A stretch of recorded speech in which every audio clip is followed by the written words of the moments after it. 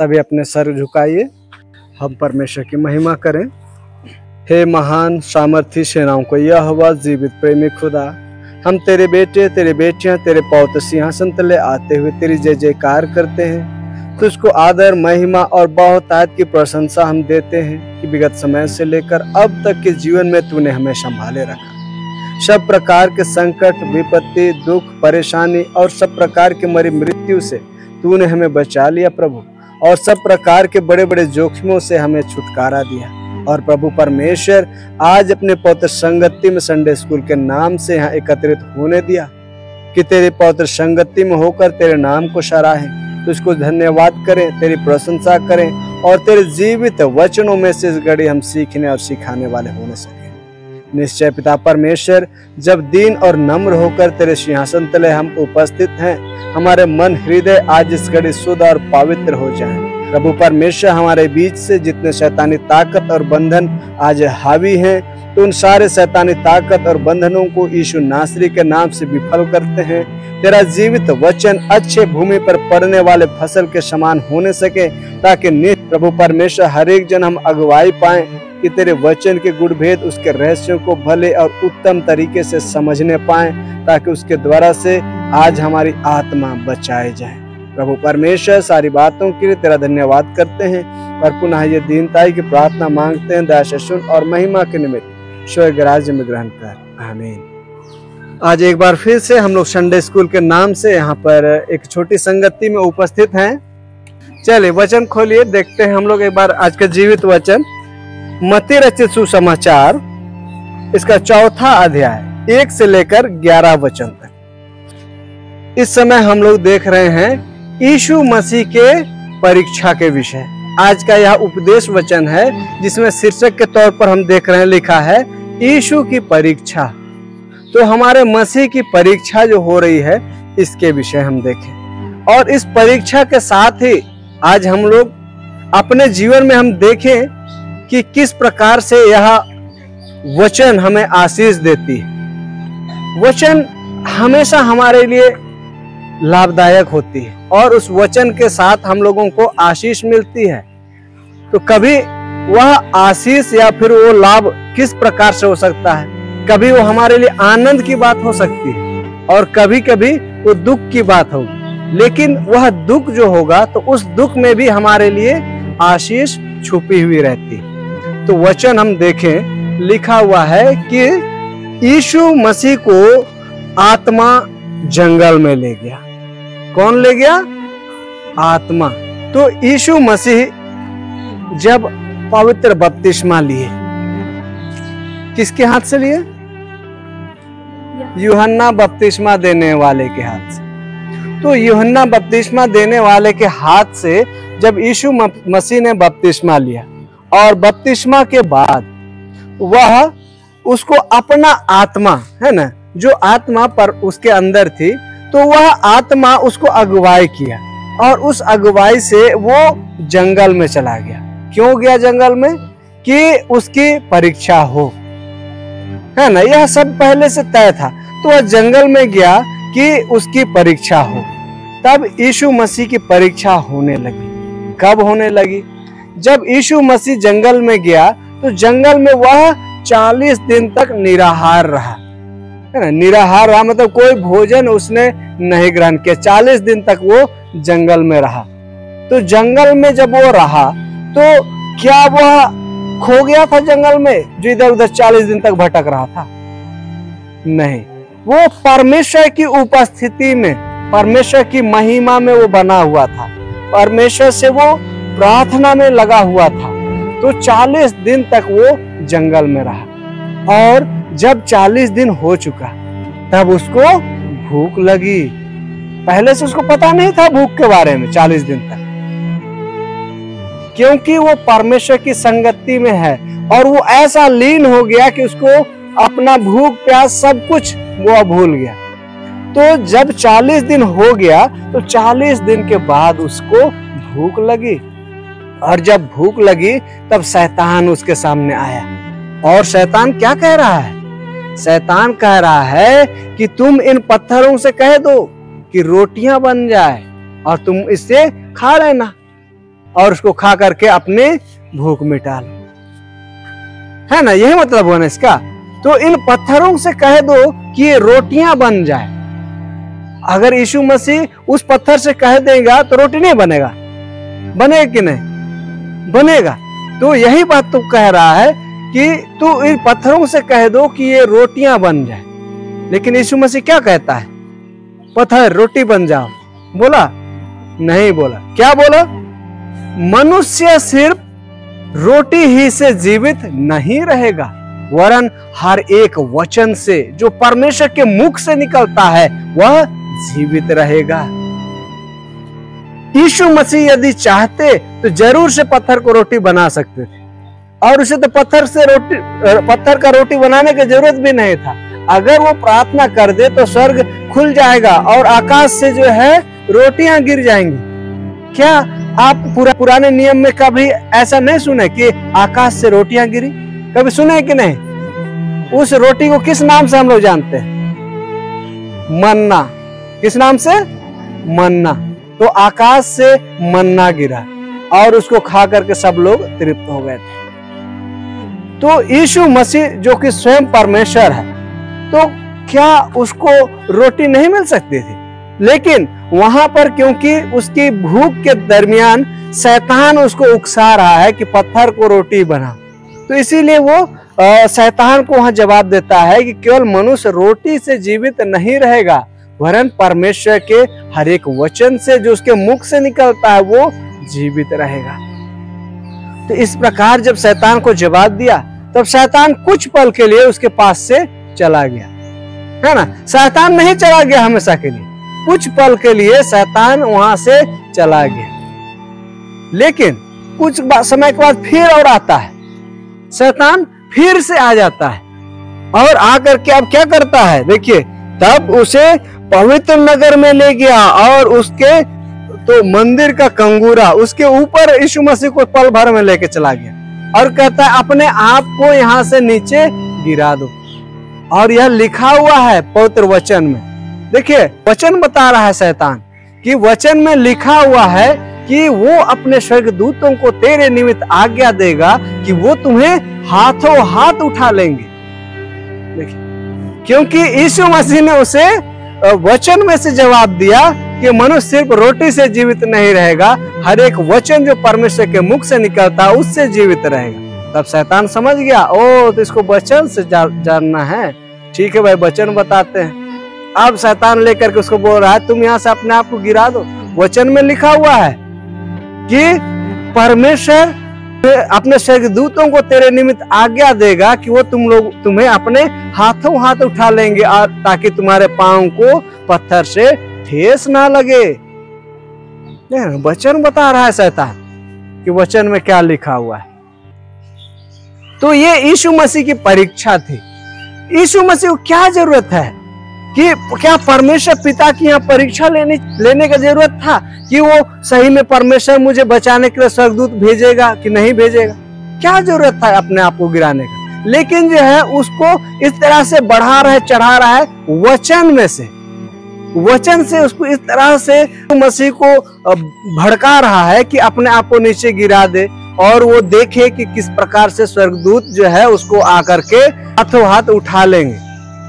तो उसको जांच करने के लिए, चेक करने के लिए बोल रहा है। लेकिन यीशु मसीह ने ऐसा किया नहीं किया। अगर यीशु मसीह वहां से कूद जाते तो यह जरूरी नहीं कि स्वर्गदूत ही आकर के उसको रोक ले। क्या यीशु मसीह हवा में नहीं चल सकता होगा? आपने ये वचन सुना है कि यीशु मसीह समुद्र में, झील में, जल के ऊपर ऐसे ही पैदल चलते हुए आ रहे थे।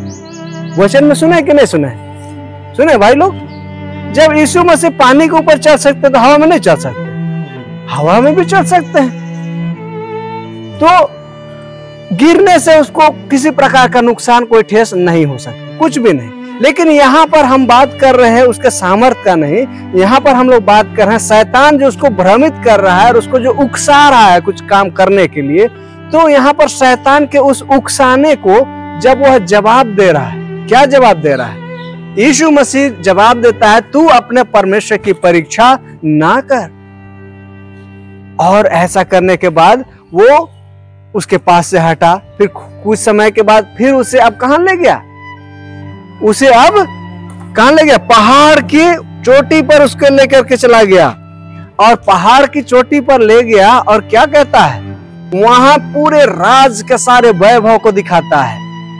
पहाड़ के ऊपर से जो नगर कितना सुंदर दिख रहा था, आसपास कितने प्राकृतिक चीज वस्तुएं दिख रहे थे, बहुत सुंदर दिख रहा था। सब चीज को उसने दिखाया और सब दिखाने के बाद उसे क्या कह रहा है कि अगर तू मुझे गिर कर प्रणाम कर दे, घुटने टेक कर दंडवत कर दे, मुझे प्रणाम यदि तू कर दे, तो मैं यह जो सारा वैभव दिख रहा है तो वह सारा वैभव तुम्हें दे दूंगा, ऐसा कह रहा है। आप सब पहले ये जान लीजिए, इस संसार का स्वामी कौन है, कौन है? आप लोग क्या बोलते हैं भाई? लोग शैतान बोलता है। आप लोग क्या बोलते हैं? परमेश्वर। परमेश्वर ने इस सारे संसार को बनाया, लेकिन अभी इस संसार में शैतान पूरी तरह से कब्जा किया हुआ है। इस संसार का स्वामी शैतान बन बैठा है। परमेश्वर इस संसार का सृजनहार है, वही रचने वाला है। तो इस संसार में अभी संसार का स्वामी शैतान बन बैठा है। शैतान है नहीं, पर वो बन बैठा है। अभी जो है शैतान ही इस संसार का स्वामी है। तो इसीलिए यीशु मसीह को बोल रहा है, ये सब जो दिख रहा है ना, सब कुछ तुम्हें दे दूंगा। तो कैसे देगा? उस सब चीज का रचने वाला तो यीशु मसीह खुद ही है। परमेश्वर ही है उस सब चीज का रचने वाला। परमेश्वर के ही राज में वो जबरदस्ती अधिकार जमाया हुआ है और कहता है यीशु मसीह से कि सारा कुछ मैं तुम्हें दे दूंगा। तब यीशु मसीह उसे कहता है, यह भी वचन में लिखा हुआ है। क्या लिखा हुआ है? कि तू अपने परमेश्वर को प्रणाम कर और केवल उसी की उपासना कर। तो ये बातें जब यीशु मसीह उसे कहता है तो शैतान समझ गया कि अरे भाई नहीं, अब ये भटकने वाला नहीं है। फिर शैतान उसके पास से चला गया। शैतान उसके पास से चला गया। तो क्या हमेशा के लिए चला गया? नहीं। जैसे मैं पहले ही कह रहा था, शैतान कभी भी छोड़ता नहीं है।